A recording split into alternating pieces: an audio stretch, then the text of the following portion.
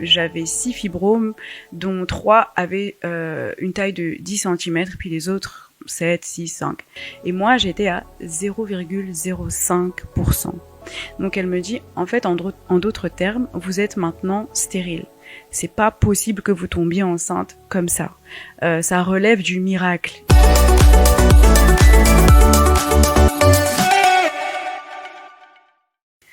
Bonjour, c'est Annie Chahi. Chose promise, chose due. Me voilà. Il y a quelque temps de cela, j'avais partagé un post sur mon Instagram concernant ma grossesse miraculeuse, suite à quoi j'ai eu beaucoup de retours, beaucoup d'encouragement et beaucoup de personnes en fait qui me posaient des questions par rapport à ce parcours-là que j'avais eu à vivre et qui me demandaient en fait comment je l'avais vécu. Le avant, le pendant et puis bon le après pas trop. Donc je me suis dit voilà, je vais vous raconter en fait comment ça s'est passé avant la grossesse, pendant et puis un petit peu après. Donc il faut savoir que je me suis mariée en 2021 et voilà, donc du coup je me marie, le temps passe très bien, tout se passe bien dans mon foyer avec mon mari, tout va très bien. Mais voyant le temps passer et bébé ne pas arriver, je me suis posé des questions à savoir mais pourquoi en fait la grossesse n'arrive pas. C'est pas qu'on était focus sur ça, mais voilà, il y avait quand même le désir d'avoir un enfant. Suite à cela, je me suis dit je vais aller faire des examens pour savoir un petit peu ce qui se passe parce que je savais déjà que j'avais des prédispositions en fait au niveau de mon utérus qui étaient un petit peu compliquées et qui pouvaient poser des difficultés au niveau de l'enfantement. Donc je suis allée faire ces examens. Les résultats, donc j'ai dû faire toute une batterie d'examens à la clinique de la fertilité, donc à l'UZVUB, très bonne clinique. Les examens m'ont pris à peu près 2 à 3 mois, si je me souviens bien. À chaque fois que j'allais pour faire les examens, la gynécologue et puis les obstétriciens et tout ça, ils étaient pas vraiment emballés. Et puis ils nous disaient à mon mari et à moi, est-ce que vraiment vous voulez un enfant ? Enfin, mais pourquoi vous voulez des enfants ? Vous en avez déjà, etc., etc. Mais nous, on voulait vraiment consolider notre amour par un enfant, vraiment pour cette union qui, pour nous, est vraiment l'union choisie de Dieu.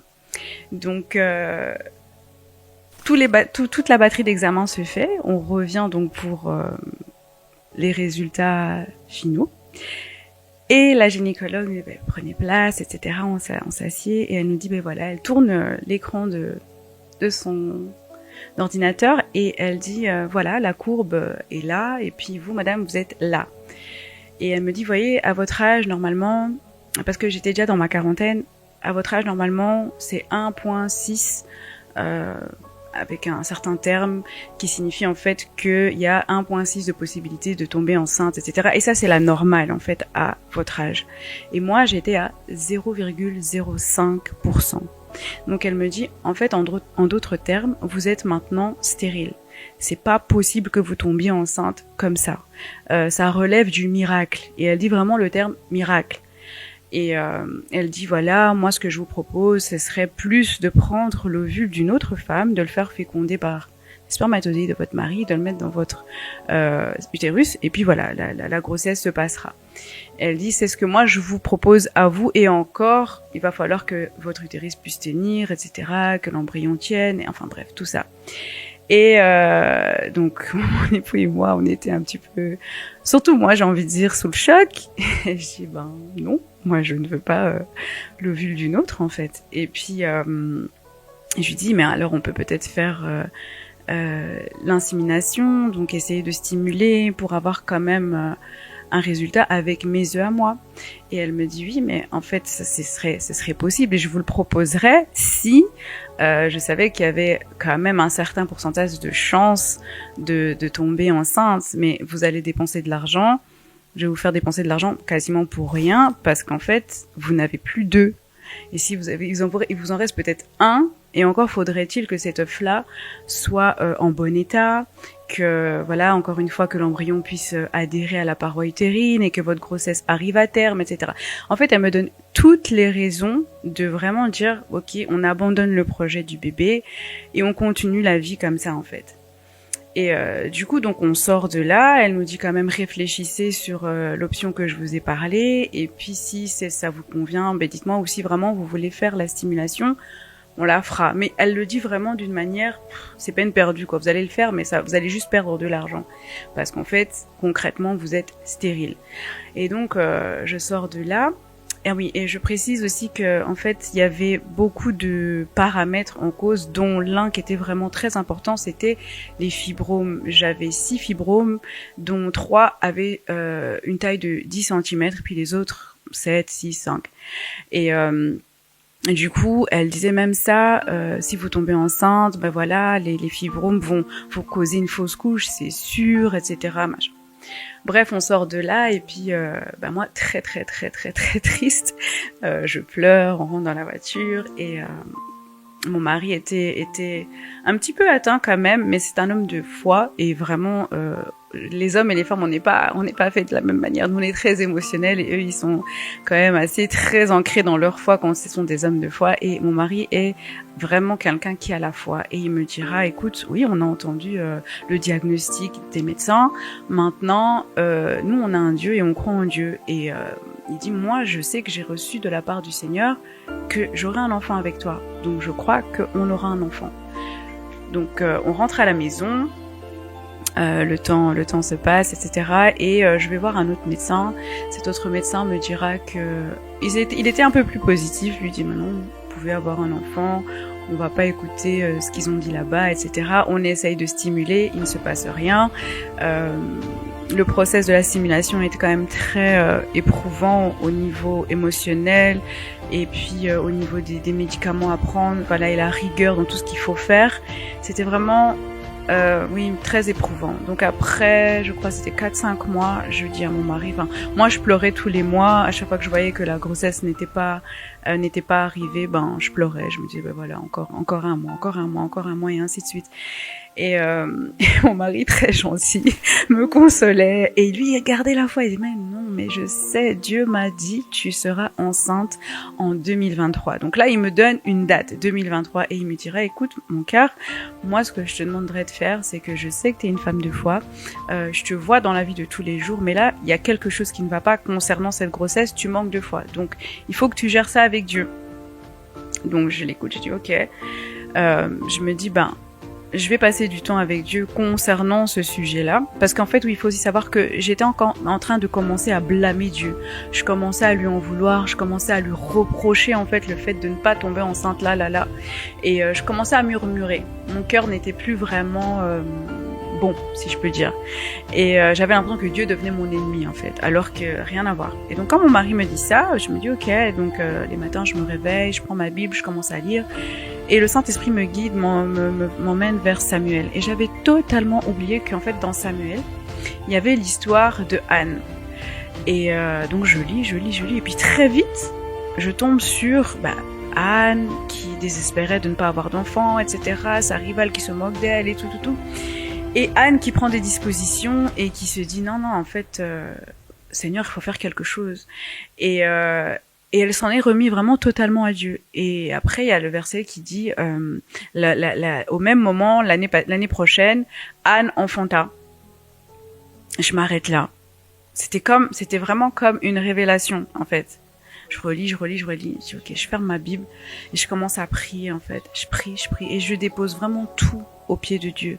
Comme mon mari avait dit, en fait, c'est Dieu. On a eu le diagnostic. Ok, scientifiquement, on peut rien faire. Ça va pas changer, c'est comme ça, ce sont des faits, c'est comme ça. Et je prie, et jusqu'à ce que je ressente vraiment une paix à l'intérieur de moi. Je dépose tout aux pieds de Dieu. D'abord, je lui demande pardon aussi parce que, voilà, mon attitude vis-à-vis de lui n'avait pas été la bonne, je lui en voulais, je murmurais, etc. J'étais en train de créer à l'intérieur de moi une sorte de colère vis-à-vis de lui, etc. Parce que les choses ne se passaient pas comme moi je voulais, au moment où j'avais envie, etc. Et donc, du coup, après, quand je ressens cette paix à l'intérieur de moi, je dis ok, très bien, au nom de Jésus, amen. Je vais chez mon mari et je dis ok, c'est bon, j'ai la paix, Dieu fera en fait. Et si il ne permet pas que j'enfante, c'est pas grave, ça m'empêchera pas de l'aimer, ça m'empêchera pas de le servir, ça m'empêchera pas de garder cette image que j'ai de Dieu, c'est-à-dire qu'il est souverain, qu'il est au-dessus de tout. Si il ne permet pas, ben c'est qu'il sait pourquoi. Mais en tout cas, voilà, moi je ne vais plus murmurer dans mon cœur ou tenir quelque chose contre Dieu. Non. En fait, j'aime Dieu, peu importe qui est l'enfant ou pas, je l'aime. Et voilà, je commence à, la vie continue, et puis là, je pleure plus, les mois passent, tranquille, on vit notre petite vie dans notre foyer, etc., avec notre aîné, et tout se passe bien, etc. Et puis, on va dire à peu près 6 mois après, donc je pense absolument plus, j'arrête de prendre les médicaments, je pense absolument plus à avoir un enfant, en fait. C'est plus mon focus, en fait. Je sers à l'église, je fais toujours les choses que j'ai toujours eu à faire avant que je commençais à murmurer, etc. Et voilà, donc vraiment super. Et je pense que c'est le 6e mois, 6 mois et quelque chose. Il y a oui, Zaina, du coup, qui dit ah, mais maman, faudrait peut-être que tu voies parce que j'ai l'impression que tu n'as pas été indisposée. Et puis, moi, j'étais même pas là-bas, en fait. J'avais même pas réalisé. Et du coup, je dis, mais je vais pas faire de test à la maison. Je dis à mon mari, je vais directement aller chez le médecin. Et donc, je vais directement chez le médecin. Et je lui dis, écoutez, est-ce que vous pouvez m'examiner parce que voilà ce qui s'est passé, etc. Et il m'examine. Et il me dit, vous êtes enceinte. Non, c'est pas possible. Je dis, non, c'est une blague. Et il me dit, non, vous êtes enceinte. Et vous êtes enceinte, je pense même de 3 semaines, à peu près. Et je dis, mais non, docteur, bref, je commence à pleurer de joie. Je dis, mais c'est pas possible. Et là, on est en 2023. Et du coup, il me dira, et vous savez quoi? Là où l'embryon s'est positionné, en fait, il n'y a aucun des fibromes que vous avez qui peut toucher l'embryon, ou comme ça en tout cas de prime abord, il n'y a aucun fibrome qui peut causer une fausse couche parce que l'embryon s'est mis vraiment au seul endroit en fait où il y a rien, où il y a juste un coin sain au niveau de mon utérus. Et j'ai dit non, mais si ça c'est pas Dieu, alors je sais pas c'est qui. Parce que si ce serait positionné ailleurs, il y avait de fortes chances que la grossesse ne tienne pas. Donc je sors de là et puis bien évidemment j'appelle mon mari et puis je lui annonce la nouvelle et puis voilà, que de la joie.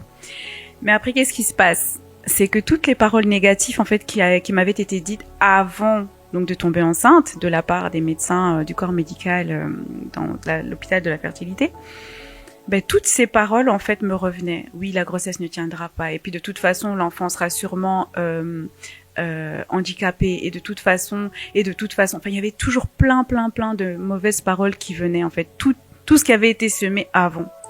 Et je luttais avec ça. Donc on sait que les 3 premiers mois c'est les mois décisifs, on va dire. Et du coup pendant ces 3 mois-là, je les passe à prier et j'essaye de vraiment pas me stresser, mais c'est vrai que je combattais mes pensées parce que les médecins avaient semé des graines dans le passé, donc en 2022, excusez-moi. Et du coup, encore une fois, mon mari qui m'aidait beaucoup, il me disait non, c'est dans tes pensées. Dès que j'avais mal au ventre, il disait non, au nom de Jésus, il y a rien, tout va bien se passer, cette grossesse ira jusqu'à son terme, tout va bien se passer.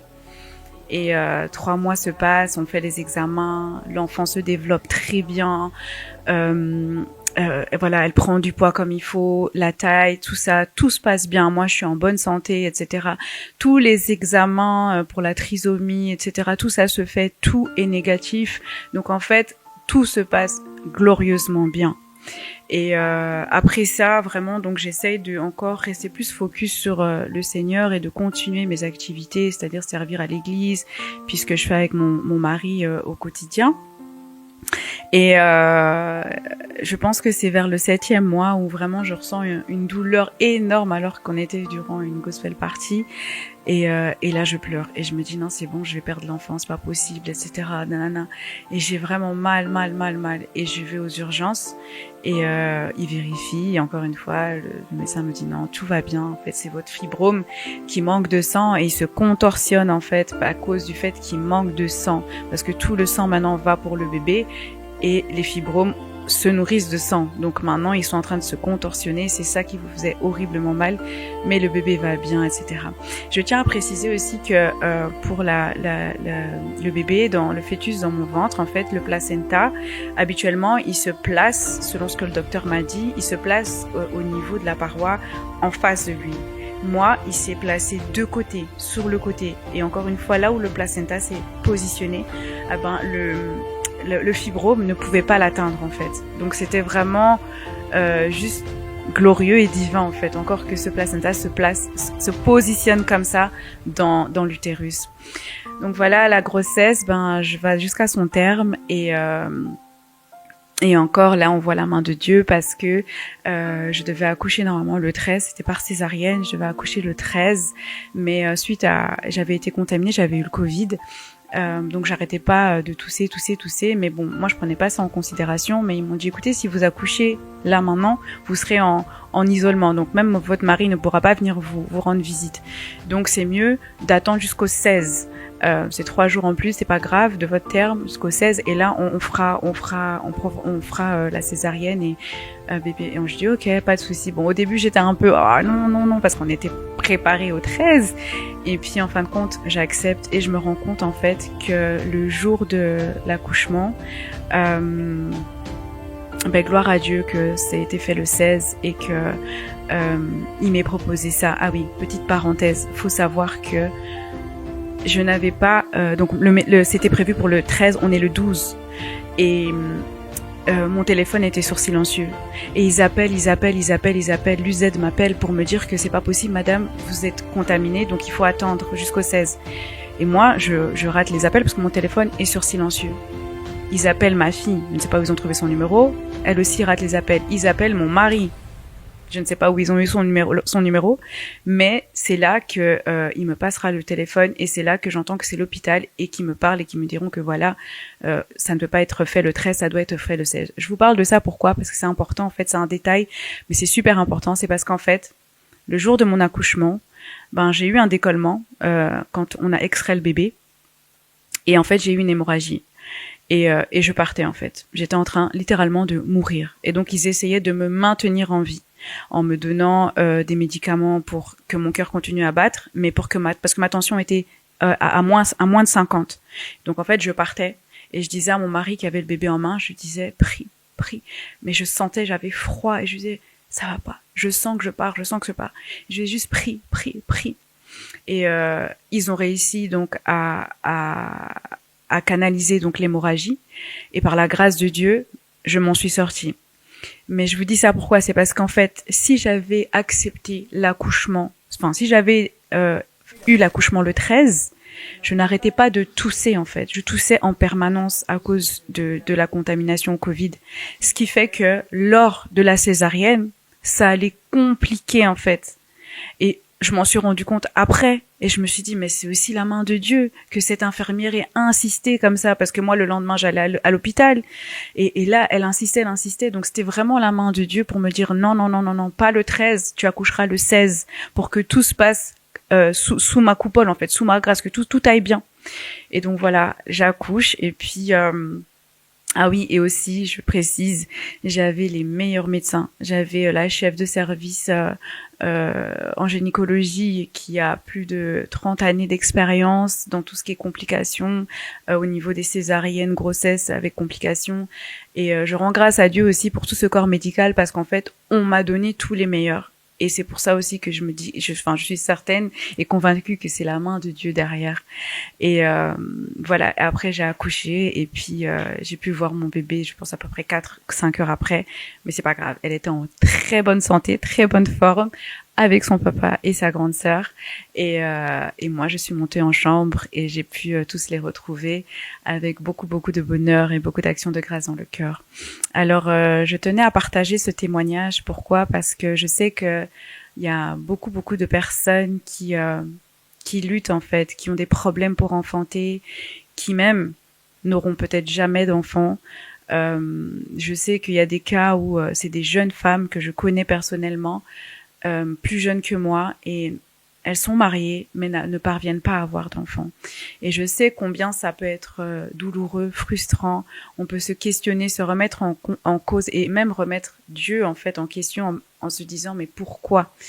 Et j'ai envie de juste donner de l'espoir à quelqu'un et dire que ce qu'il a fait pour moi, je crois qu'il peut le faire pour toi aussi. Après, je ne sais pas dans quelle mesure, je ne sais pas comment, je ne sais pas le chemin, comment ça va se passer avec toi. Ça sera peut-être pas comme il l'a fait avec moi. Mais ce que je sais, c'est qu'il faut garder la foi. Ce que je sais, c'est qu'il ne faut pas, comment dirais-je, se mettre Dieu à dos en fait. Il faut pas faire de Dieu son ennemi. Dieu n'est pas notre ennemi. Il n'est pas l'auteur du mal. Il sait exactement ce qui est bon pour nous et quand c'est bon pour nous que ça arrive. Après, il y a des combats dans lesquels il faut se lever et prendre véritablement les armes et prier et combattre et véritablement parce que l'ennemi aussi est contre cela. Il est contre les mariages et il est contre aussi les bébés qui sortent de mariage divin. Donc c'est clair que on est dans un combat perpétuel en tant qu'enfant de Dieu, mais Dieu c'est le Dieu de l'impossible. Là où le médecin donne un diagnostic négatif d'impossibilité, Dieu peut dire non, ça sera possible pour mon enfant. Moi, je retiens en fait que mon mari avait reçu une parole, c'est qu'en 2023, je tomberai enceinte, je serai enceinte. Et il avait dit d'une petite fille. Et on a eu une petite fille, elle s'appelle Mila et ça veut dire miracle. Et en vérité, je me suis accrochée aussi à la foi de mon mari. Là où moi, j'ai manqué de foi, il a eu cette foi-là et elle était inébranlable. Lui, il est resté ancré. Il y avait rien qui pouvait lui dire que non, on n'allait pas avoir d'enfant. Il savait que Dieu allait faire. Il savait pas comment, il savait pas quand. Non, il savait quand, vu qu'il avait donné le 2023, mais il savait pas comment, mais il savait que l'enfant viendrait. Et moi, j'ai pu aussi m'accrocher à ça et poser des actes de foi pour pouvoir aussi surfer, si je peux dire, sur la foi de mon mari. Ce que je veux dire par là, c'est que c'est aussi important de pouvoir, quand des fois nous les femmes on est ébranlées, de s'accrocher en fait à la foi de notre mari, en espérant que ce mari-là soit vraiment aussi accroché à la foi qu'il a. Et voilà, donc c'était vraiment mon message et je voulais vraiment rendre grâce à Dieu et je voulais partager ce témoignage avec vous en quelques mots parce que je sais qu'il y a beaucoup de personnes qui souffrent de cela et je crois que Dieu est capable et que Dieu peut le faire. Alors, soyons patients, soyez patientes et posez des actes de foi et n'abandonnez pas parce que Dieu n'abandonne jamais. Que Dieu vous bénisse.